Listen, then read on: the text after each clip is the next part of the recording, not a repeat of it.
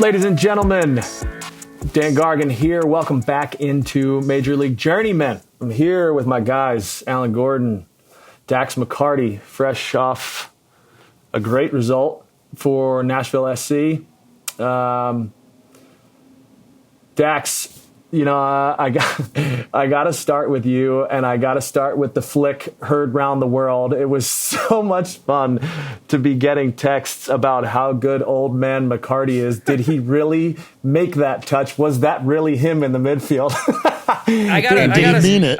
I gotta say, I listened back to the goal call and Twellman just annihilating me there with the just old man McCarty. You. How's that a touch from the old man Dax McCarty? Are you allowed to say that? Is that allowed, Twellman? Dude, I don't know, man. I can't lie. I had to laugh. But then upon further review, I watched it back, and my favorite part of the entire goal, which, I mean, to be fair, Hani's finish was absolutely incredible. I mean, inch perfect.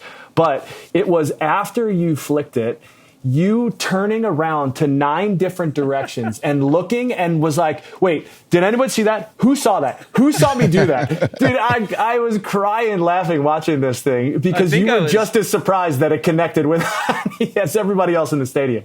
I think I was looking for Alex Muil because I think part of me was surprised he actually passed me the ball there. As you saw in the replay, I was in a very unnatural false 9 position. Yeah. What the hell were you doing there?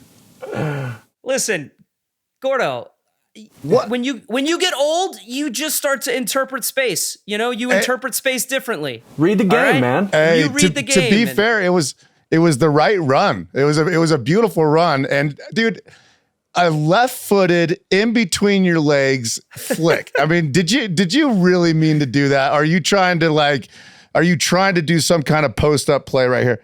Oh, you meant it. I see. I'm watching it right now. I'm not going to take that as disrespect. You know I meant to do that. Part of it is because I don't run forward that often, and I was too tired to try to do anything else. There was nothing else that was going to be accomplished there. We were up a man, up a goal, and it's one of those moments when you're on the field and you just say, screw it. Like, let's just see what happens. Like, he's up there somewhere. You know what I mean? Like, Hani's in the box somewhere. If this like squeaks through, he's going to get it. But like, the funny thing is the whole play. So we get the second goal, we get the penalty, they get a red card, we're up a man.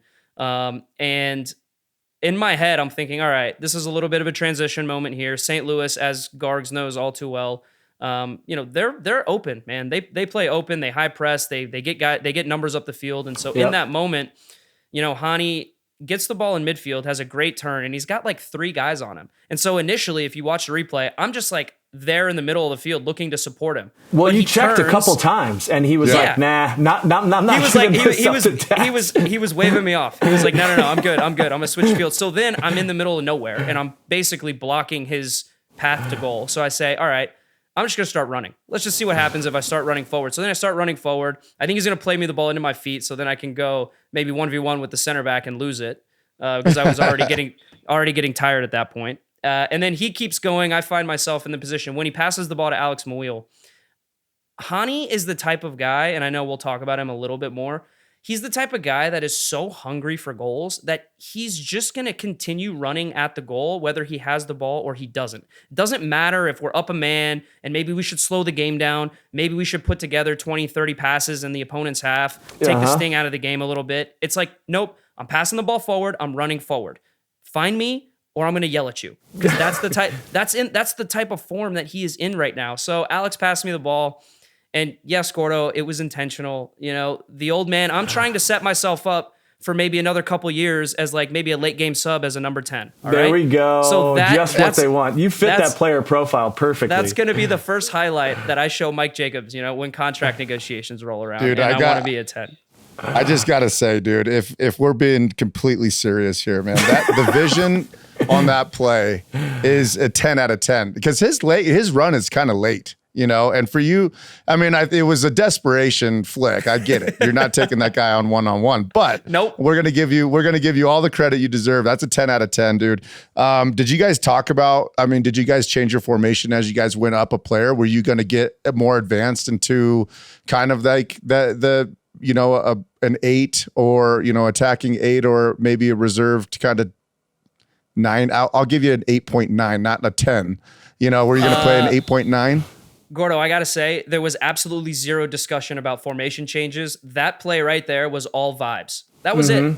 There was no tactical nuance to it. I'm sure Gary on the sideline was thinking, like, what the hell is this guy doing up What there? is Dax doing so far up the field? He's Dax, probably we're having a mini up. heart attack. Exactly. We're up 2-1 and we're up a man. What are you doing? Why are you taking that unnecessary risk? So no, Gordo, there was zero tactical evolution there. Well, don't you think like, you know, in the form you guys are in, 10 unbeaten, right? You guys are on a hell of a run. Yeah. Don't you think like that when you guys start vibing like that and you're winning games and you understand the players around you, and we've all been on those teams that go on a good run, it just kind of happens, and it's better when it happens naturally. If you kind of peg guys and try to change the formation, maybe it gets a little stale and guys are trying to do some things that aren't natural. But if you let it flow, especially if you're going up a guy and you're up, those are the best games. Isn't that the best feeling so ever? It's So fantastic. fun. And that's what's happening right now, honestly, with us. And you know what? We're 10 games unbeaten. I think we have like 7 wins, 3 draws, no losses. I could be wrong, but I think that's what it is.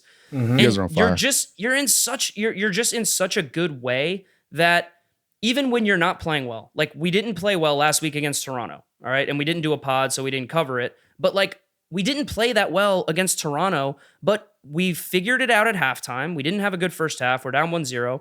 We just are a team that keeps finding ways to get results. And you know what? It's kind of like what you were saying, Gordo. When you're in a good way, when you're in a good vein of form, and when the players are confident, even when things aren't going well, you still have that inner belief that you're going to win the game or you're going to at least get a good result. We have that right now. And it feels like it's an evolution that we've actually come from this team that was like a plucky underdog expansion team, right? Doesn't spend a lot of money, to now, like, I think we're actually starting to garner a ton of respect around the league as a team that needs to be respected and feared, like right from the beginning. And Absolutely. so I feel really good about the form we're in. I think as a team, we're just thriving off of the form that this guy Hani is in. I mean, it's actually starting to be scary, the finishing ability of this guy. And like, it's more, he does more things in the run of the game. As you guys know, he works hard defensively. He works hard. He holds his shape tactically. He takes all of our set pieces. And I have to say, like, even when he's not playing at his best, I don't think I've ever seen a guy, maybe other than like Bradley Wright Phillips, who has so much confidence in his finishing that anytime the ball is within 30 yards of the goal, he is looking for his own shot because he knows that is what's going to make us successful. And the numbers that he's putting up right now are actually scary. I mean, I think it's probably historic. You know, I took Robbie Keane as my number 1 pick on Mount Rushmore of DPs. Robbie Keane, I don't know if Robbie ever had a run as fruitful as this last 2.5, 3 years that Hani's having. And Robbie I'd have was to look. pretty good in there for a bit. He was pretty prolific, but I'm starting to put Hani up in that echelon of like, he's just automatic, man. I mean, it just, how many guys can you say have a ridiculous MVP caliber season and then the next year they actually are on pace to have a better season than that? It's not. It doesn't happen often, man. But you stole my question, Dax, and I'm going to put you on the hot seat. It's hot because I know how much. I'm feeling it. And you called it. I was going to ask you, is Hani on a better? I mean, is he a better finisher? Is he the best finisher you've ever played with? And you played with Bradley Wright Phillips. That's the guy that I'm going to compare it. Compare the two. Who in their best form that you played with them? Because Bradley Wright Phillips, man, Who when you that putting guy on was your scoring, 77 team, Dax. That's what we really want to know. Exactly. Who you taking? You're a real dick, man. Like, I know. I'm still playing with this guy, Hani. I know. I have to say, like, it's such a tough decision, but I think Brad is a better finisher overall because he just had more tools around the box in terms of he's a little bit bigger and he's a little bit better in the air. I was going to say, he finished in the air. That's not really Hani's strong suit. Hani he's a good header of the ball, but he's not like a threat on crosses. You know, like Not he's like not you gonna go on set pieces. Yeah, not like me. He's not Actually, gonna go Dax up. gets his head on the ball more than any little guy I've ever seen because nobody I would freaking say- marks him. 100% he does. I would say Hani hit the finishing ability in his right foot alone is some of the best I've ever seen. And like part of it is confidence, part of it is the way he strikes the ball is so pure and so clean that, and like you said, Gargs, how many players in the situation that Hani was in for that third goal, when I flicked it to him, he's like right around the 18. He's like 18, 17 yards out with I'm taking just a touch. The entire goal in front of him and the keeper's like inside the 6. Yep. 99% of players there are taking a touch, getting a touch. closer and trying to finish it. Yep. He just there's no thought involved, and this is where Brad was at his absolute best when he wasn't thinking about anything other than just putting the ball in the back of the net. You don't take an unnecessary touch when you have to. You're not looking for your right foot or your left foot. You're just taking it wherever it comes, right? And so And he hit it perfect. He's just so confident right now that like anytime he gets around the goal, I don't even want him to pass the ball. I just want him to shoot because he's so accurate, man. Like his accuracy is crazy overall. And at his best, Brad was incredible. Right foot, left foot, in the air, challenging center backs. But he's a true striker, right? Hani does so much more than just finish. He's a really All right, we're not going to ask you to pick one because that is tough. But and no disrespect to you as a player, Dax, but I think that you one of the things you said is spot on because we can see it in that touch, that flick, that's somewhat abnormal for you. One, to be on top of the 18, and two, to be flicking a behind the back pass with your left foot onto an on-rushing Hani Mukhtar. But you also mentioned, I think one of the most striking things for me is that this guy plays with the utmost amount of confidence, and to stick that in the window that he stuck it in from the position that he did without a second thought. We all know you've been around players that when you find that confidence, when you find that comfort, things just start to get big and the goal becomes the ocean and you could throw it in from pretty much anywhere. And I think that it seems like Nashville is playing like that, right? Like when you're talking about making just in-game chemistry adjustments at halftime, when you're just starting to feel things and you know that this guy's going to be there and he's already making that run because Dax might see this play. I mean, it is special. I think for me, and there's two pieces to this. I don't think that there's a close second right now for the MVP of the league. I think Hani's it. And Hani's, we got a long way to go. So sure. I guess we can pump the brakes on that a touch. But by the way, he could have had 6 goals in that game, Dax. Yeah. Yep. And that's positioning, man. Like that's reading the game. It's seeing opportunities and it's also committing to your teammates because you're trusting the fact that they're gonna get that ball there, right? Yep.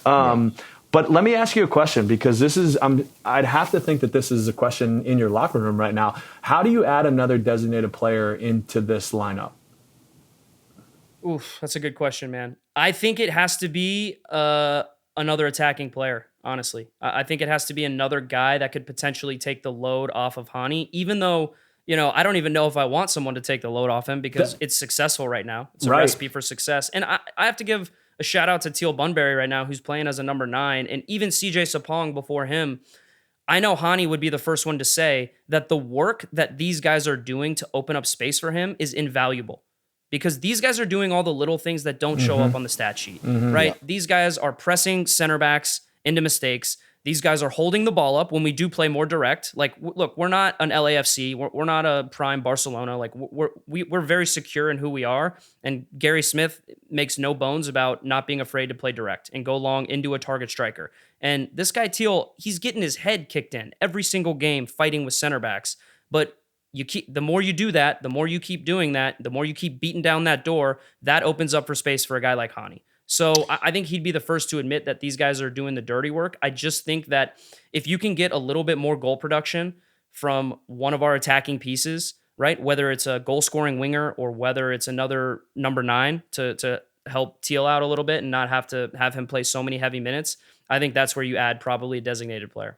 And Teal's getting on the score sheet. He's doing a good job. Dude, we have guys, Fafa Pico, Jacob Schaffelberg, Teal Bunbury, they are contributing at a very, very good level for our team, right? I think the risk there is just messing up the chemistry because you're bringing, when you bring in a DP, you're bringing in a luxury player, you're bringing in a guy typically full of confidence that has expectations, and also more often than not does not come with a small personality, and you're Sure. putting those in things that, or certainly into an attack that seems like it's humming and seems Yeah, like it there's is. a good chemistry right there, and that's an interesting balance. And I've that's always and Gargs, you said it. That's the word I was gonna say. It's a balance, right? Like I don't know. I have no inside information about any summer moves we're making.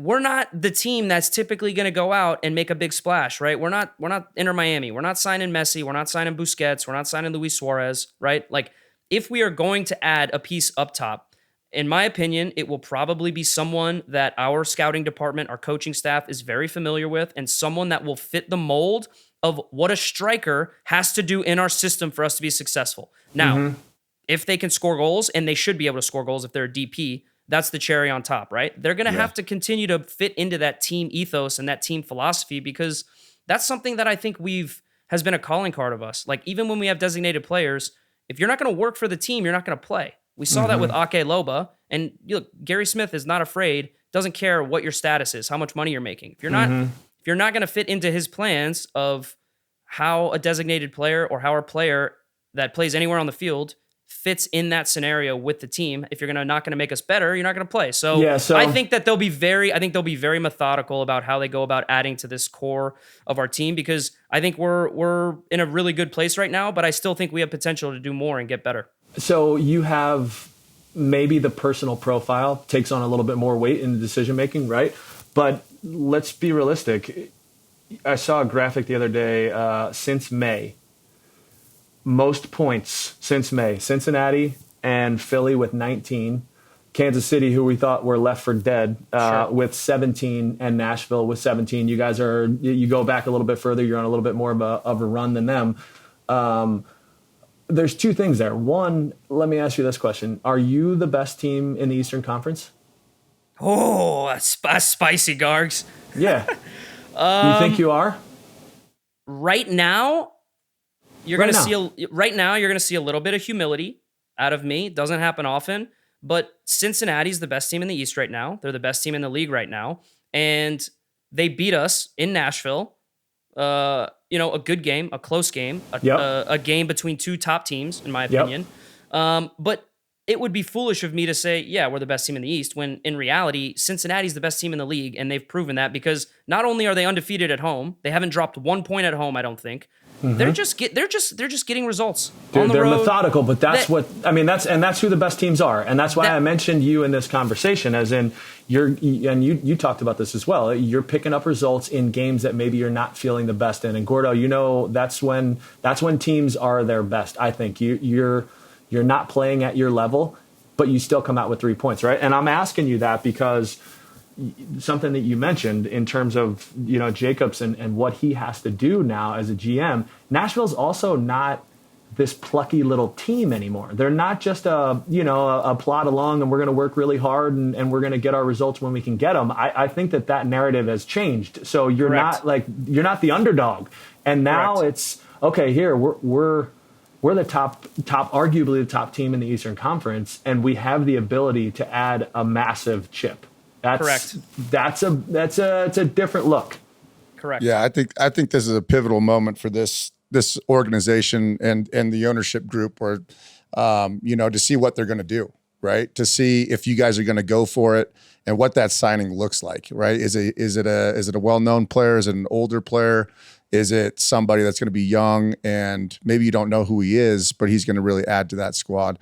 But if you guys get one more player that can put up 5 to 10 goals, for the remainder of the season, I think you guys are going to be really dangerous. I agree, Gordo. And guys, let me say, just before we move on, because I love the Nashville conversation, but we are moving on to probably a little bit of more hot button topic here coming up. I have to say, I have a tremendous amount of respect for St. Louis and what they're doing. That was, especially in the first half, they gave as good as they got. And that was one of the hardest halves of soccer that we have played this year, that first half. The goal, the equalizer was a weird one, really weird. I don't know if you guys saw it. It was a strange goal, but in my opinion, it was deserved. I think they did deserve to equalize because the last 20 minutes of first half, they were the better team. But it's more than that. their fans were absolutely incredible. Coming to Nashville, you saw a ton of St. Louis jerseys in the stands. They made the atmosphere incredible. Our fans already, I think, bring some of the best atmosphere, like make our atmospheres one of the best in the league. But yeah, Gordo, we got to get to Nashville. You guys got to get there, man. Yep. But St. Louis, they made it fantastic. And I just want to say it was a really difficult couple of days for our supporters and our club. We had a heavy heart. There was a very, very big supporter who was very popular amongst our fan base named Ben Cowherd. He passed away tragically a few days before the game. And our entire supporter section wanted to honor him during the game, a minute of silence, and the St. Louis City supporters joined in on that, and they had their flashlights out and their phones. And look, we talk about rivalries. You know, we talk about how hotly contested these games are starting to get now in MLS. The stakes are higher than they've ever been. And I think the animosity amongst fan bases is real. You know, you're starting to see that. And for me, what could develop into a great rivalry on the field between us and St. Louis, it starts with a mutual respect. And the fact that the St. Louis fans respected our fans enough and the pain they were going through enough to join in on that celebration of Ben's life, that was really touching. And that was a really, I think, valuable moment for both of these fan bases. And so shout out to them. Yeah, that was really nice. I'm glad you brought that up. I thought that was really cool. I saw that as well. Everybody's holding up the flashlights. Why was it minute 35? Is it because that was his age, or? I'm not sure, Gordo. I don't want to talk. I don't want to speak about that because I have no idea why it was minute 35. But you could tell. You could tell there was a heavy heart around Nashville.